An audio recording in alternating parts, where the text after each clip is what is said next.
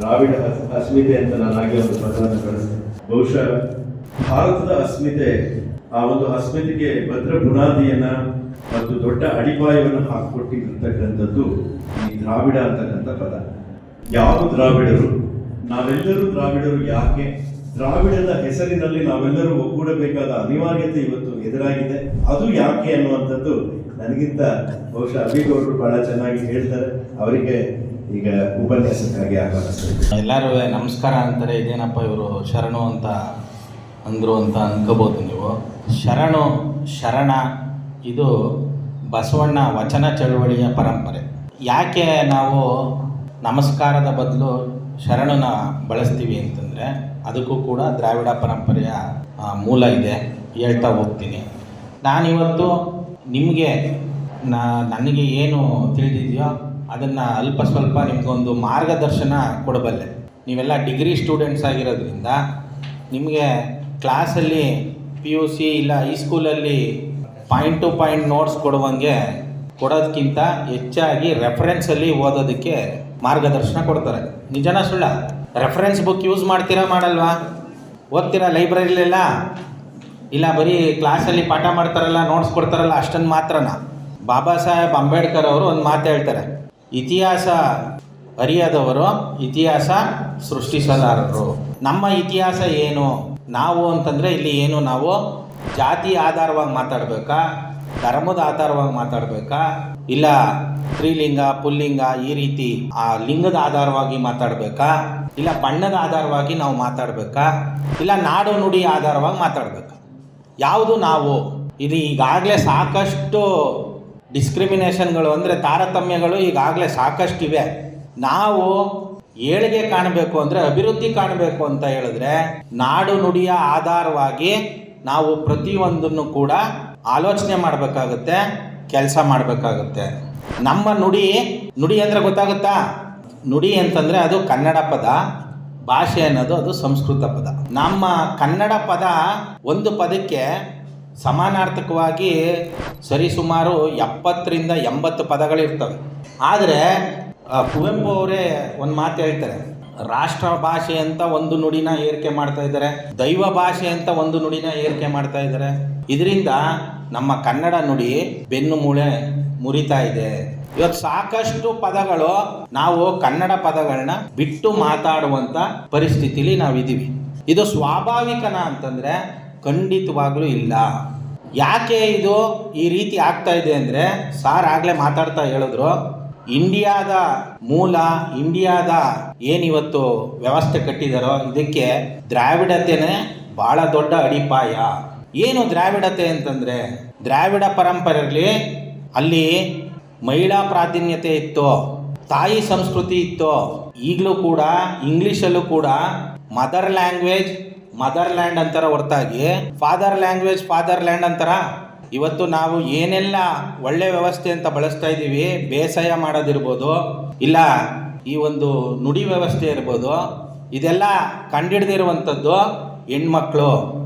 ಹೆಣ್ಮಕ್ಳು ಸ್ಥಾಪಿಸಿದಂಥ ವ್ಯವಸ್ಥೆ. ಇದು ನುಡಿ ವ್ಯವಸ್ಥೆ ಆಗ್ಬೋದು, ಕೃಷಿ ವ್ಯವಸ್ಥೆ ಆಗ್ಬೋದು. ಇಂಥ ವ್ಯವಸ್ಥೆಯಲ್ಲಿ ನಾವೆಲ್ಲ ಸಾಮುದಾಯಿಕವಾಗಿ ಆಲೋಚನೆ ಮಾಡ್ತಿದ್ವಿ. ಅಂದರೆ ನಾನೊಬ್ಬ ಊಟ ಮಾಡಿಬಿಟ್ರೆ ಸಾಕು, ನಾನೊಬ್ಬ ಬದುಕ್ಬಿಟ್ರೆ ಸಾಕು, ಈ ಥರ ಆಲೋಚನೆ ಇರಲಿಲ್ಲ. ಆಗ ಒಂದು ನದಿ ತೀರದಲ್ಲಿ ನಾಗರಿಕತೆ ಇರ್ತಿತ್ತು, ಇಲ್ಲ ಕಡಲ ತೀರದಲ್ಲಿ ಇರ್ತಿತ್ತು, ಇಲ್ಲ ಯಾವುದೋ ಗುಡ್ಡಗಾಡಲ್ಲಿ ನಾಗರಿಕತೆ ಇರ್ತಿತ್ತು. ಇವರೆಲ್ಲರೂ ನಾವೆಲ್ಲ ಒಂದು ಸಮುದಾಯ ಅಂತ ಆಲೋಚನೆ ಮಾಡಿ ಏನು ಸಂಪನ್ಮೂಲ ಇದೆ ಅದನ್ನು ಸಂಪತ್ತಾಗಿ ಪರಿವರ್ತನೆ ಮಾಡಿ ಹಂಚಿ ತಿನ್ನುವಂಥ ಕೆಲಸ ಇತ್ತು, ಹಂಚಿ ತಿನ್ನುವಂಥ ವ್ಯವಸ್ಥೆ ಇತ್ತು, ಆಲೋಚನೆ ಇತ್ತು.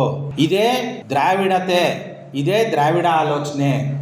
ಯಾವಾಗ ಆರ್ಯರ ಆಗಮನ ಆಯಿತೋ ಈ ವ್ಯಾಪಾರಿ ವ್ಯವಸ್ಥೆ ಇಲ್ಲಿ ಬೇರೂರ್ತಾ ಹೋಗ್ತು. ವ್ಯಾಪಾರಿ ವ್ಯವಸ್ಥೆ ಬೇರೂರ್ತಾ ಹೋದಂಗೆ ವೈಯಕ್ತಿಕವಾಗಿ ನಾನು ಮಾತ್ರ ಆಸ್ತಿ ಮಾಡಬೇಕು, ವೈಯಕ್ತಿಕವಾಗಿ ನಾನು ಮಾತ್ರ ರಾಜ ಆಗಬೇಕು, ವೈಯಕ್ತಿಕವಾಗಿ ನಾನು ಮಾತ್ರ ಬೆಳಿಬೇಕು, ಈ ರೀತಿಯ ಚಿಂತನೆಗಳು ಜಾಸ್ತಿಯಾಗಿ ಇವತ್ತು ಆ ಜಾತಿ ಮೇಲು ಈ ಜಾತಿ ಕೀಳು, ಹೆಣ್ಣು ಗಂಡು ಮಧ್ಯ ತಾರತಮ್ಯಗಳು ಇದೆಲ್ಲವೂ ಸೃಷ್ಟಿಯಾಗ್ಬಿಟ್ಟಿದೆ. ಹಾಗಾಗಿ ನಾವು ಇದು ಎಲ್ಲವನ್ನೂ ತೆಗೆದಾಕಬೇಕು. ಎಲ್ಲರೂ ಮಾನವೀಯತೆಯಿಂದ ಬದುಕಬೇಕು, ಸಮಾನತೆಯಿಂದ ಬದುಕಬೇಕು. ಆಗ ಮಾತ್ರನೇ ಇಲ್ಲಿ ಪ್ರತಿಯೊಬ್ಬರೂ ಸಂತೋಷವಾಗಿರೋದಕ್ಕೆ ಸಾಧ್ಯ. ಎಲ್ಲರೂ ಏನು ಹೇಳ್ತಾರೆ ಅಂತಂದರೆ, ನಾವು ದುಡ್ಡೊಂದು ದುಡಿದ್ಬಿಟ್ರೆ, ಸಂಪತ್ತೊಂದು ಗಳಿಸ್ಬಿಟ್ರೆ ಸಂತೋಷವಾಗಿರ್ಬೋದು ಅಂತ. ಖಂಡಿತವಾಗ್ಲೂ ಇಲ್ಲ. ನೀವು ಜಗತ್ತಿನ ಹ್ಯಾಪಿನೆಸ್ ಇಂಡೆಕ್ಸ್ ಕಂಟ್ರೀಸ್ನ ನೋಡಿದ್ರೆ ಯಾವ ದೇಶಗಳು ಭಾಷೆ ಆಧಾರಿತವಾಗಿ ಆಗಿದೆಯೋ, ಅಂದರೆ ಸ್ವಿಸ್ ಭಾಷೆಗೆ ಸ್ವಿಟ್ಜರ್ಲ್ಯಾಂಡ್ ಆಗಿದೆ, ಜಾಪನೀಸ್ ಭಾಷೆಗೆ ಜಪಾನ್ ಆಗಿದೆ, ಫಿನ್ನಿಷ್ ಭಾಷೆಗೆ ಫಿನ್ಲ್ಯಾಂಡ್ ಆಗಿದೆ. ಈ ರೀತಿ ಭಾಷೆ ಆಧಾರಿತವಾಗಿ ಯಾವುದೆಲ್ಲ ದೇಶಗಳಿದೆಯೋ ಆ ದೇಶಗಳೇ ಇವತ್ತು ಅತಿ ಹೆಚ್ಚು ಮುಂದುವರೆದಿರೋದು ಮತ್ತು ಸಂತೋಷವಾಗಿರೋ ಜನ ಇರುವಂಥದ್ದು. ಯಾರಾದರೂ ಈ ಫಾರಿನರ್ಸು ಟೂರ್ಗೆ ಬರ್ತಾರಲ್ಲ, ಅವ್ರನ್ನ ಮಾತಾಡ್ಸಿದ್ದೀರಾ? ಅವರನ್ನು ನಾವು ಕೇಳಿದ್ರೆ ಅವರೆಲ್ಲ ಆಲ್ಮೋಸ್ಟ್ ಯುರೋಪಿಯನ್ ಕಂಟ್ರೀಸ್ ಅವರೇ ಬಂದಿರ್ತಾರೆ. ಏನು ಆ ದೇಶದಲ್ಲಿ ಯಾವ ಪದ್ಧತಿ ಇದೆ ಅಂತಂದರೆ, ಅವರ ಭಾಷೆಗೆ ಅವ್ರಿಗೆ ಒಂದೊಂದು ದೇಶಗಳಿದೆ. ಅವರು ಪ್ರತಿಯೊಂದನ್ನು ಕೂಡ ಅವರ ನುಡಿ ಆಧಾರಿತವಾಗಿಯೇ ಆಲೋಚನೆ ಮಾಡ್ತಾರೆ. ಸಂಪದ್ಭರಿತವಾಗಿದ್ದಾರೆ. ಒಂದು 6 ತಿಂಗಳು ಕೆಲಸ ಮಾಡ್ತಾರೆ, ಇನ್ನೊಂದು 6 ತಿಂಗಳು ದೇಶ ವಿದೇಶ ಎಲ್ಲ ಸುತ್ತಾಡ್ಕೊಂಡು ಖುಷಿಯಾಗಿರ್ತಾರೆ. ಇಲ್ಲಿ ನಮ್ಮಲ್ಲಿ ಏನಾಗಿದೆ ಅಂತಂದರೆ, ಬೆಳಿಗ್ಗೆ ಎದ್ದರೆ ಜಾತಿ ಜಗಳ, ಧರ್ಮದ ಜಗಳ, ಈ ಥರದ್ದನ್ನು ಮಾಡ್ಕೊಂಡು ನಾವಿನ್ನೂ ಕೂಡ ಅಭಿವೃದ್ಧಿ ಹೊಂದುತ್ತಿರುವ ರಾಷ್ಟ್ರ, ಏನು ಹೇಳಿ, ಅಭಿವೃದ್ಧಿ ಹೊಂದಿರೋ ರಾಷ್ಟ್ರ ಅಲ್ಲ, ಅಭಿವೃದ್ಧಿ ಹೊಂದುತ್ತಿರುವ ರಾಷ್ಟ್ರ, ಈ ರೀತಿ ಆಗ್ತಾ ಇದೆ. ಇದಕ್ಕೆ ಮೂಲ ಕಾರಣ ಏನು ಅಂತಂದರೆ, ನಮ್ಮ ಮೂಲ, ನಾವು ದ್ರಾವಿಡ ಮೂಲ ಅನ್ನೋದನ್ನು ನಮಗೆ ಗೊತ್ತಿಲ್ಲ. ನಾನು ಇಂಜಿನಿಯರಿಂಗ್ ಓದಿದ್ದೀನಿ, ಮಂಡ್ಯ ನಮ್ಮದು ಮೂಲ ಆಗಿರೋದ್ರಿಂದ ದ್ರಾವಿಡರು ಅಂತಂದರೆ ಬರೀ ತಮಿಳ್ನಾಡವರು, ಬರೀ ತಮಿಳರು, ಈ ರೀತಿಯ ಮೂಢನಂಬಿಕೆ ನನಗೂ ಇತ್ತು. ಕುಪ್ಪಂ ಅಂತ ಬೆಂಗಳೂರಿಂದ ಒಂದು 100 ಕಿಲೋಮೀಟರ್ ದೂರದಲ್ಲಿ, ಅಲ್ಲಿ 3 ರಾಜ್ಯ ಸೇರುತ್ತೆ.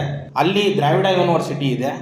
ನಾನು ಫಿಲಮ್ಗಳಿಗೂ ಕೆಲಸ ಮಾಡ್ತೀನಿ, ಸ್ಟೋರಿ ರೈಟರ್ ಆಗಿ, ಡೈರೆಕ್ಷನ್ ಡಿಪಾರ್ಟ್ಮೆಂಟಲ್ಲೆಲ್ಲ. ಸೊ ಆ ಒಂದು ಸಿನಿಮಾ ಕೆಲಸದ ವಿಚಾರವಾಗಿ ಲೊಕೇಶನ್ ನೋಡೋಕ್ಕೆ ಹೋದಾಗ ಆ ಯೂನಿವರ್ಸಿಟಿ ನೋಡಿ ನನಗೆ ಆಶ್ಚರ್ಯ ಆಯಿತು. ಅದರಲ್ಲೂ ನಾವು ಮಂಡ್ಯದವರು ಅಂತಂದರೆ ತಮಿಳವ್ರ ಮೇಲೆ ವಿಪರೀತ ದ್ವೇಷ ತುಂಬಿಟ್ಟಿರ್ತಾರೆ, ಈ ಕಾವೇರಿ ನೀರಿನ ವಿಚಾರವಾಗಿ. ಚಿಕ್ಕದ್ರಿಂದ ಹಂಗೆ ಬೆಳೆಸೋದು ನಮ್ಮನ್ನ. ರಕ್ತ ಕೊಟ್ಟೆವು, ನೀರು ಬಿಡೆವು, ತಮಿಳವ್ರು ಕಂಡ್ರೆ ಸಾಕು ಅವ್ರನ್ನ ಹೊಡಿಬೇಕು, ಬೈಬೇಕು, ಈ ಥರ ಎಲ್ಲ ಬೆಳೆಸಿರ್ತಾರೆ. ನನಗೆ ಆ ಯೂನಿವರ್ಸಿಟಿನ ನೋಡಿದ ಮೇಲೆ, ಏನಿದು 4 ಭಾಷೆನೂ ಒಟ್ಟಿಗೆ ಹಾಕಿದ್ದಾರೆ, ಏನಿದು ತಿಳ್ಕೊಳ್ಬೇಕು ಅಂತ ಓದಿ ತಿಳ್ಕೊಂಡ್ಮೇಲೆ ನಾನು ಚೇಂಜ್ ಆದೆ. ಈ ಥರದ್ದೆಲ್ಲ, ಈ ತಾರತಮ್ಯ ಗುಣಗಳು ನಮ್ಮ ತಲೆ ಒಳಗಡೆ ಚಿಕ್ಕದ್ರಿಂದನೇ ತುಂಬಿಡ್ತಾರೆ. ಯಾವಾಗ ನಾವು ದ್ರಾವಿಡರು ಅನ್ನೋದು ಗೊತ್ತಾಯ್ತೋ, ಅಧ್ಯಯನ ಮಾಡ್ತಾ ಮಾಡ್ತಾ ತಪ್ಪು ಇದೆಲ್ಲ, ಈ ಆಲೋಚನೆ ಎಲ್ಲ ಬೇರೆಯವರು ತಂದು ಇಲ್ಲಿ ತುಂಬಿದ್ದಾರೆ, ಯಾರ್ದೋ ಕೆಲವರ ಅನುಕೂಲಕ್ಕೋಸ್ಕರ. ಇವಾಗ ಅವರೇ ಅದನ್ನು ಬೇಡ ಅಂತಂದ್ರೂ ಕೂಡ ಅದನ್ನು ತೆಗೆದಾಕೋದಕ್ಕೆ ಆಗ್ತಾಯಿಲ್ಲ. ಹಾಗಾಗಿ ನಾವೆಲ್ಲರೂ ಶ್ರಮ ಪಡಬೇಕಾಗುತ್ತೆ ಆ ನಿಟ್ಟಲ್ಲಿ. ಆಮೇಲೆ ನಮ್ಮ ದಿನ ಬೆಳಿಗ್ಗೆ ಇದ್ದರೆ ಜನಗಣಮನ ಹೇಳ್ತೀವಲ್ಲ, ಅದರಲ್ಲೇ ನಾವು ದ್ರಾವಿಡರು ಅಂತ ಇದೆ. ಪಂಜಾಬ, ಸಿಂಧು, ಗುಜರಾತ್, ಮರಾಠ, ದ್ರಾವಿಡ, ಉತ್ಕಲ, ವಂಗ ಅಂತ. ಹಂಗಾದ್ರೂ 10 ವರ್ಷ 15 ವರ್ಷ ಸ್ಕೂಲು ಕಾಲೇಜಲ್ಲೆಲ್ಲ ಕೇಳಿದ್ರೂ ಕೂಡ ದ್ರಾವಿಡರು ಅಂತಂದರೆ ಬರೀ ತಮಿಳವರು ಅಂತ ಯಾರೋ ಹೇಳಿದ್ದನ್ನು ನಾವು ನಂಬ್ಕೊಂಡಿರ್ತೀವಿ. ನಮ್ಮ ನುಡಿ ಮೂಲ ಒಂದೇ. ದ್ರಾವಿಡ ಅನ್ನೋದು ನಮ್ಮ ಭಾಷೆಗಳ ಕುಟುಂಬದ ಹೆಸರು, ಕನ್ನಡ ಅನ್ನೋದು ನಮ್ಮ ಭಾಷೆಯ ಹೆಸರು. ಕನ್ಫ್ಯೂಸ್ ಮಾಡ್ಕೋಬೇಡಿ. ಆಮೇಲೆ ತುಂಬ ಜನ ಏನು ಮಾಡಿಬಿಡ್ತಾರೆ, ದ್ರಾವಿಡ ಅಂತಂದರೆ ಅದು ತಮಿಳು ಮಾತ್ರ ಅಂತ ಹೇಳ್ತಾರೆ. ಅದು ತಪ್ಪು ಅಂತ ಇತ್ತೀಚಿನ ರಿಸರ್ಚ್ಗಳು ಪ್ರೂವ್ ಮಾಡಿದೆ. ಆಮೇಲೆ ಸಂಶೋಧನೆಗಳು ಯಾವತ್ತೋ 50 ವರ್ಷದ ಹಿಂದೆ 100 ವರ್ಷದ ಹಿಂದೆ ಆಗಿರೋದಕ್ಕಿಂತ ಇವತ್ತು ಆಗುತ್ತಲ್ಲ, ಅದು ತುಂಬ ಅಥೆಂಟಿಕೇಟೆಡ್. ನೀವು ಮಾಡ್ತೀರಲ್ಲ ಅಂದರೆ ಇನ್ನೊಂದು 25 ವರ್ಷನೋ 30 ವರ್ಷನೋ ಬಿಟ್ಟು ಮಾಡ್ತೀರಲ್ಲ, ಅವಾಗ ಇನ್ನೂ ಟೆಕ್ನಾಲಜಿ ಡೆವಲಪ್ ಆಗಿರುತ್ತೆ, ಅದು ತುಂಬ ಅಥೆಂಟಿಕೇಟೆಡ್. ಹಾಗಾಗಿ ಈ ಒಂದು ಮೂಲ ಭಾಷೆ ಇತ್ತು ನಮ್ಮದೆಲ್ಲ. ಮೊದಲು ಈ ಥರ ಬೈಫರ್ಗೇಷನ್ ಏನೂ ಇರಲಿಲ್ಲ. ಕನ್ನಡ, ತಮಿಳು, ತೆಲುಗು, ತುಳು, ಮಲಯಾಳಂ, ಕೊಡವ, ಈ ಥರ ಎಲ್ಲ. ಬಡಗ ಅಂತ ಒಂದು ಲ್ಯಾಂಗ್ವೇಜ್ ಇದೆ. ಸಾಯಿ ಪಲ್ಲವಿ ಗೊತ್ತಾ, ಒಬ್ಬರು ಆರ್ಟಿಸ್ಟ್ ಇದ್ದಾರೆ, ಹೀರೋಯಿನ್ನು, ಅವ್ರದ್ದು ಲ್ಯಾಂಗ್ವೇಜು ಬಡಗ ಅಂತ. ಅದೊಂದು ದ್ರಾವಿಡಿಯನ್ ಲ್ಯಾಂಗ್ವೇಜು. ಆ ಲ್ಯಾಂಗ್ವೇಜ್ಗಳಿಗೆ ಲಿಪಿ ಇಲ್ಲ. ಮೇಜರ್ ಆಗಿ 4 ಭಾಷೆಗೆ ಲಿಪಿ ಇರೋದು, ಕನ್ನಡ, ತಮಿಳು, ತೆಲುಗು, ಮಲಯಾಳಂಗೆ. ಆದರೆ ಈ 4 ಭಾಷೆನೂ ಸೇರಿ ಇನ್ನು ಮಿಕ್ಕಿದ ಏನು ಇಲ್ಲಿವರೆಗೂ ದ್ರಾವಿಡ ಯೂನಿವರ್ಸಿಟಿ ರಿಸರ್ಚ್ ಮಾಡಿರುವಂಗೆ 73 ಲ್ಯಾಂಗ್ವೇಜ್ಗಳು ಸಿಕ್ಕಿದೆ. ಇನ್ನೂ ರಿಸರ್ಚ್ ನಡೀತಾ ಇದೆ. ಈ 73 ಭಾಷೆಗಳಿಗೂ ಸಾವಿರಾರು ವರ್ಷದ ಇತಿಹಾಸ ಇದೆ, ಆದರೆ ಲಿಪಿ ಯಾವಾಗ ಶುರುವಾಯಿತು ಅಂತಂದರೆ, ಅಶೋಕ ಮಹಾರಾಜ ಬುದ್ಧಿಸಮ್ನ ಪ್ರಭಾವಿತರಾಗಿ ಬುದ್ಧಿಸಮ್ ಚಿಂತನೆಗಳನ್ನ ಅಲ್ಲಲ್ಲಿ 83,000 ಕಡೆ ಕೆತ್ತನೆ ಮಾಡಿಸ್ತಾರೆ. ಅವಾಗ ಆ ಚಿಂತನೆನ ನಾವು ಈ ರೀತಿ ಕಾಪಾಡಬೇಕು, ಈ ರೀತಿ ಮುಂದಿನ ಪೀಳಿಗೆಗೆ ಉಳಿಸ್ಬೇಕು ಅಂತ ಹೇಳಿ ಅಲ್ಲಿವರೆಗೂ ನಮ್ಮದೆಲ್ಲ ಬಾಯಿದೆರೆ ಪರಂಪರೆ ಅಂತ ಕರಿತೀವಿ. ಅಂದರೆ ಜನಪದ ಪರಂಪರೆ, ಬಾಯಿ ಮಾತಲ್ಲಿ ಇದ್ದಂಥದ್ದು. ಈಗಲೂ ಕೂಡ ನೀವು ಹಳ್ಳಿಗಳಲ್ಲಿ ಹೋದರೆ ಯಾವುದಾದ್ರೂ ಜನಪದ ಗೀತೆ ಆಡ್ತಾರೆ, ಲಾವಣಿಗಳನ್ನ ಆಡ್ತಾರೆ, ಆದರೆ ಅದು ಬರೆದಿರೋರು ಯಾರು ಅಂತ ಯಾರಿಗೂ ಗೊತ್ತಿರಲ್ಲ. ಅದರಲ್ಲಿ ನಿಮ್ಮ ಊರಿನ ಇತಿಹಾಸನೇ ಇರುತ್ತೆ. ಇವತ್ತು ಸಾರ್ ಮಾತಾಡ್ತಾ ದೊಡ್ಡಬಳ್ಳಾಪುರದ ಸಿದ್ಧಲಿಂಗಯ್ಯನವರು ಏಕೀಕರಣದ ಅಧ್ಯಕ್ಷರಾಗಿದ್ದರು. ಈ ಇನ್ಫಾರ್ಮೇಷನ್ ನನಗೆ ಗೊತ್ತಿಲ್ಲ. ದೊಡ್ಡಬಳ್ಳಾಪುರ ಅಂತಂದರೆ ನಮಗೇನು ಅನಿಸುತ್ತೆ, ಬೆಂಗಳೂರು ಔಟ್ಸ್ಕಟ್ಸಲ್ಲಿ ಯಾವುದೋ ಒಂದು ಊರು.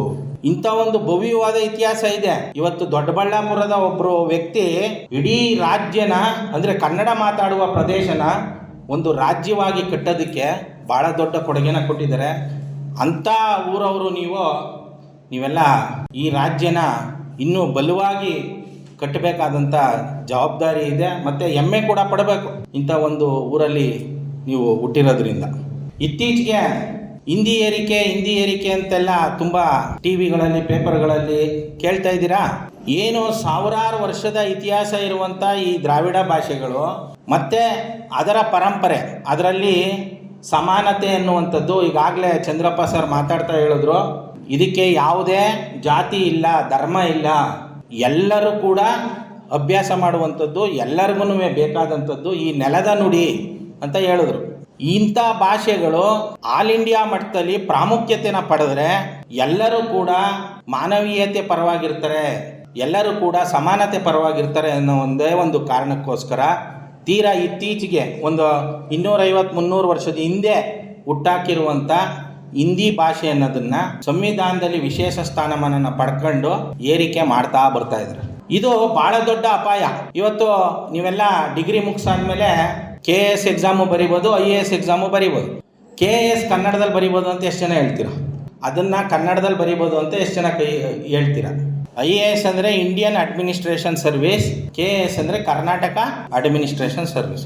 ಕರ್ನಾಟಕ ಅಂತ ಬಂದ ತಕ್ಷಣವೇ ಅಲ್ಲಿ ಕನ್ನಡ ಅದು ಮ್ಯಾಂಡೇಟ್ರಿ. ಇಂಡಿಯನ್ ಅಡ್ಮಿನಿಸ್ಟ್ರೇಷನ್ ಸರ್ವಿಸಲ್ಲಿ ಕನ್ನಡದಲ್ಲಿ ಬರೆಯೋದಕ್ಕೆ ಅವಕಾಶ ಇಲ್ಲ. ಇಲ್ಲಿ ಯಾವ ರೀತಿ ಇದೆ ಅಂತಂದರೆ ಪ್ರಿಲಿಮಿನರಿ ಎಕ್ಸಾಮ್ ಅಂತ ಕೊಡ್ತಾರೆ. ಪ್ರಿಲಿಮಿನರಿ ಎಕ್ಸಾಮ್ ಅಂದರೆ ನಿಮ್ಮ ಕಾಲೇಜಿನ ಫಸ್ಟ್ ಗೇಟ್. ಆ ಫಸ್ಟ್ ಗೇಟಲ್ಲಿ ಹಿಂದಿ ಮತ್ತು ಇಂಗ್ಲೀಷಲ್ಲಿ ನಿಮಗೆ ಪ್ರಶ್ನೆ ಕೊಡ್ತಾರೆ. ನೀವು ಅಲ್ಲಿ ಹಿಂದಿ ಇಂಗ್ಲೀಷಲ್ಲೇ ಬರಿಬೇಕು. ಅಲ್ಲಿ ಪಾಸ್ ಆಗಿ ನೀವು ಒಳಗಡೆ ಬಂದರೆ, ಅಂದರೆ ಈ ಡೋರ್ ಹತ್ರ ಬಂದರೆ ಮತ್ತೆ ಇಲ್ಲಿ ಹಿಂದಿ ಇಂಗ್ಲೀಷಲ್ಲಿ ಪ್ರಶ್ನೆ ಕೇಳ್ತಾರೆ. ಅಲ್ಲಿ ಬೇಕಾದರೆ ನೀವು ಕನ್ನಡದಲ್ಲಿ ಉತ್ತರನ ಹೇಳ್ಬೋದು. ನೀವು ಮೊದಲನೇ ಡೋರಲ್ಲೇ ಹಿಂದಿನೂ ಗೊತ್ತಿಲ್ಲ, ಇಂಗ್ಲೀಷು ಗೊತ್ತಿಲ್ಲ, ಅಲ್ಲೇ ಫೇಲ್ ಆಗಿಬಿಟ್ಮೇಲೆ ನೀವು ಇಲ್ಲಿಗೆ ಹೆಂಗೆ ಬರ್ತೀರಿ? ಆದರೆ ಹಿಂದಿ ಮಾತೃಭಾಷೆಯವ್ರಿಗೆ ಅವರು ಅಲ್ಲೇ ಆರಾಮಾಗಿ ಪಾಸ್ ಆಗ್ಬೋದು. ಇಂಗ್ಲೀಷು ನಮ್ಮ ಮಾತೃಭಾಷೆ ಅಲ್ಲ. ನಾವು ಎಷ್ಟೇ ಕಷ್ಟಪಟ್ಟೋ ಇಲ್ಲ ಇಷ್ಟಪಟ್ಟೋ ಎಷ್ಟೇ ಮಾತಾಡಿದ್ರೂ ಕೋಪ ಬಂದಾಗ ಕನ್ನಡದಲ್ಲಿ ಬೈತೀವ, ಇಂಗ್ಲೀಷಲ್ಲಿ ಬೈತೀವ. ಕನ್ನಡದಲ್ಲೇ ಕನಸು ಕನ್ನಡದಲ್ಲಿ ಬೀಳುತ್ತಾ, ಇಂಗ್ಲೀಷಲ್ಲಿ ಬೀಳುತ್ತಾ? ಕನ್ನಡದಲ್ಲಿ ಬೀಳುತ್ತೆ. ಸೊ ಹಾಗಾಗಿ ಇಲ್ಲಿ ಇಂಗ್ಲೀಷ್ ಜನ ಇಲ್ಲ. ಆಮೇಲೆ ಇನ್ನೊಂದು ಯಾವ್ಯಾವ ರೀತಿ ಮಾಡ್ತಾರೆ ಅಂದರೆ, ಇಂಗ್ಲೀಷು ಪರಕೀಯ ಭಾಷೆ, ಅದ್ರ ಬದಲು ನಮ್ಮ ದೇಶ ಭಾಷೆ ಹಿಂದಿನೇ ಇರಲಿ ಅಂತ ಹೇಳ್ತಾರೆ. ಅದು ಎಂಥ ಮೋಸ ಅಂತಂದರೆ, ಇಂಗ್ಲೀಷು ಜನ ಇಲ್ಲ ಇಲ್ಲಿ, ಅವ್ರನ್ನ 47ರಲ್ಲೇ ಓಡಿಸ್ಬಿಟ್ಟಿದ್ದೀವಿ ನಾವೆಲ್ಲ. ಆದರೆ ಹಿಂದಿ ಮಾತೃಭಾಷೆ ಜನ ಅವರೇ. ಹಿಂದಿ ಬೇರೆ, ಉರ್ದು ಬೇರೆ, ಹಿಂದಿ ಬೇರೆ. ಆಮೇಲೆ ಅದು ತಪ್ಪು ತಿಳ್ಕೊಬೇಡಿ.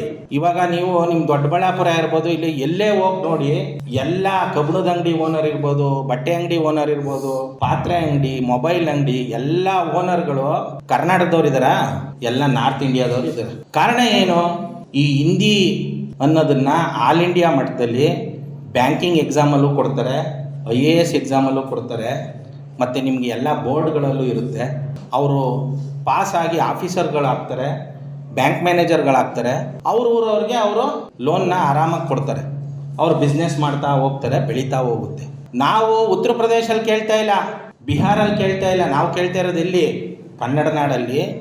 ಓನರ್ಗಳು ಯಾರಾಗಿರ್ಬೇಕು? ಇಲ್ಲಿ ಕನ್ನಡ ನಾಡಲ್ಲಿ ಓನರ್ ಯಾರಾಗಿರ್ಬೇಕು? ಕನ್ನಡಿಗರಾಗಿರ್ಬೇಕಲ್ವಾ? ಬೇಕಾದರೆ ಸರ್ವೆ ಮಾಡಿಬಿಡಿ. ನಿಮ್ಮ ದೊಡ್ಡಬಳ್ಳಾಪುರದಲ್ಲೇ ಮೋರ್ ದ್ಯಾನ್ 50% ಅದು ನಾರ್ತ್ ಇಂಡಿಯಾದವರೇ ಓನರ್ ಇರ್ತಾರೆ. More than 50%. ನಾವು ಈಗಲೂ ಕೂಡ ಈ ಏರಿಕೆಗಳನ್ನ ವಿರೋಧಿಸಿ ಸಂವಿಧಾನದಲ್ಲಿ ವಿಶೇಷ ಸ್ಥಾನಮಾನ ಇರೋದನ್ನು ತಿದ್ದುಪಡಿ ಮಾಡಿಸಿಲ್ಲ ಅಂತಂದರೆ, ಕೇವಲ ಇನ್ನೊಂದು 20-25 ವರ್ಷದಲ್ಲಿ 100% ಓನರ್ಶಿಪ್ಪು ನಾರ್ತ್ ಇಂಡಿಯಾದವ್ರ ಕೈಲಿರುತ್ತೆ.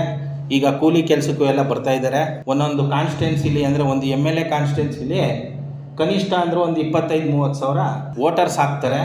ನಾಳೆ ದಿನ ನೀವೇ ಯಾರು MLA ಆಗಬೇಕು ಅಂದ್ರೂ ಅವ್ರಿಗೆ ಇಷ್ಟ ಆಗೋ ಥರ ನೀವು ನಡ್ಕೋಬೇಕಾಗುತ್ತೆ. ಅವ್ರಿಗೋಸ್ಕರ ಹಿಂದಿ ಸ್ಕೂಲ್ ಓಪನ್ ಮಾಡ್ತೀರಿ, ಅವ್ರಿಗೋಸ್ಕರ ಹಿಂದಿ ಕಾಲೇಜ್ ಓಪನ್ ಮಾಡ್ತೀರಿ, ಅವರ ಹಿಂದಿ ಹಬ್ಬಗಳಿಗೆ ವಿಶೇಷ ಅನುದಾನ ಕೊಡ್ತೀರಿ. ನಾವೇನಾಗ್ತಾ ಹೋಗ್ತೀವಿ, ಅನಿವಾರ್ಯವಾಗಿ ನಾವು ಹಿಂದುಳಿತಾ ಹೋಗ್ತೀವಿ.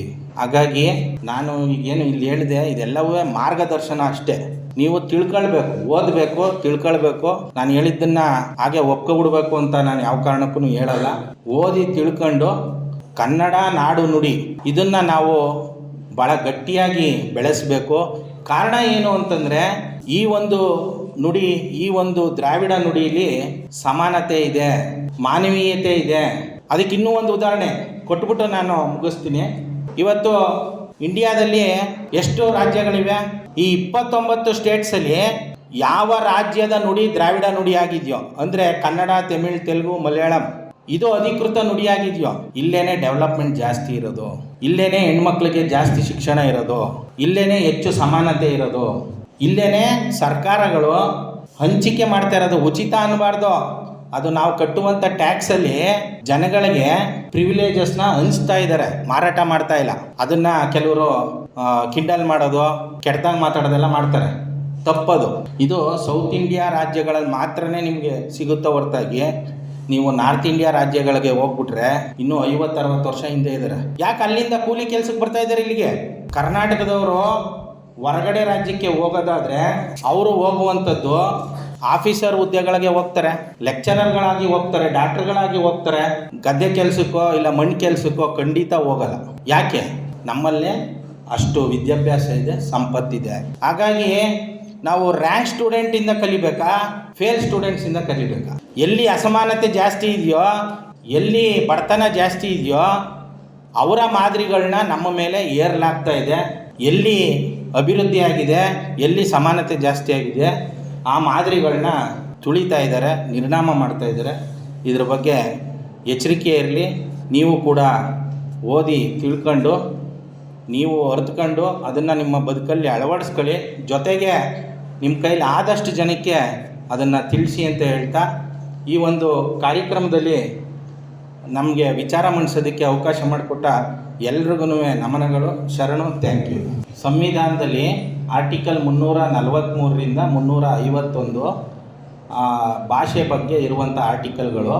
ಈ ಆರ್ಟಿಕಲ್ಸ್ ಏನು ಹೇಳುತ್ತೆ ಅಂತಂದರೆ ಹಿಂದಿ ಮತ್ತು ಇಂಗ್ಲೀಷು ಅದು ಅಡ್ಮಿನಿಸ್ಟ್ರೇಟಿವ್ ಲ್ಯಾಂಗ್ವೇಜ್, ಅಫಿಷಿಯಲ್ ಲ್ಯಾಂಗ್ವೇಜ್ ಅಂತ ಹೇಳುತ್ತೆ ಹೊರತಾಗಿ ಅದು ರಾಷ್ಟ್ರ ಭಾಷೆ ಅಂತ ಇಲ್ಲವೇ ಇಲ್ಲ. ಇನ್ನೂ ಒಂದು ಹೇಳಬೇಕು ಅಂದರೆ ಇಂಡಿಯಾ ಅನ್ನೋದು ಅದೊಂದು ದೇಶ ಅಲ್ಲ. ಆರ್ಟಿಕಲ್ 1 ಸಂವಿಧಾನದ ಆರ್ಟಿಕಲ್ 1 ಏನು ಹೇಳುತ್ತೆ ಅಂದರೆ India that is Bharat shall be union of States. ಅಂದರೆ ಇದು ರಾಜ್ಯಗಳ ಒಕ್ಕೂಟವಾಗಿರತಕ್ಕದ್ದು. ಇದೊಂದು ಯೂನಿಯನ್. ನಿಮ್ಮ ಹತ್ರ ಏನಾದ್ರೂ DL ಇದ್ದರೆ ತೆಗೆದು ನೋಡಿ, ಅದರಲ್ಲಿ ಇಂಡಿಯನ್ ಯೂನಿಯನ್ ಅಂತ ಇರುತ್ತೆ. ಇಲ್ಲ ಯಾವುದೋ ಪಾಸ್ಪೋರ್ಟು ಅದರಲ್ಲೂ ಅದೇ ರೀತಿ ಇರುತ್ತೆ. ಆದರೆ ಇತ್ತೀಚೆಗೆ ನಮ್ಮನ್ನು ಜಾತಿ ಧರ್ಮದ ಜಗಳದಲ್ಲಿ ಬ್ಯುಸಿ ಮಾಡಿ ಒಂದೇ ದೇಶ ಒಂದೇ ಚುನಾವಣೆ, ಒಂದೇ ದೇಶ ಒಂದೇ ರೇಷನ್, ಒಂದೇ ದೇಶ ಈ ರೀತಿ ಮಾಡ್ತಾ ಇದ್ದಾರೆ. ಅವರ ಅಂತಿಮವಾದ ಗುರಿ ಏನಂದರೆ ಒಂದೇ ದೇಶ ಒಂದೇ ಭಾಷೆ ಮಾಡಬೇಕು.